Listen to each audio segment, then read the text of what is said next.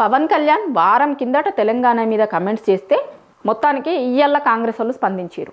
గతంలో జగదీష్ రెడ్డి మాట్లాడిండు, అనిరుద్ రెడ్డి కూడా మాట్లాడినట్టున్నాడు 2-3 రోజుల కిందట. కానీ ఇక ఇయ్యాల పొద్దుగాలటి నుంచి వరుస పెట్టి మంత్రులందరూ మాట్లాడుతున్నారు. పవన్ కళ్యాణ్ ఏమన్నాడు గతంలో? వారం 10 రోజుల కిందట ఆయన మాట్లాడిన మాటలు, తెలంగాణలో దిష్టి తగిలింది కోనసీమకి, నరల దిష్టి తగిలితే నాపరాయి కూడా పలిగిపోతుంది, అట్లనే తెలంగాణలో దిష్టి తగిలి మన కొబ్బరి చెట్లన్నీ పాడైపోతున్నాయి అని మాట్లాడిండు. 10 రోజుల నుంచి సపోర్ట్ చేయలే కానీ మరి ఇవాళ ఎట్లనో మాట్లాడుతున్నారు.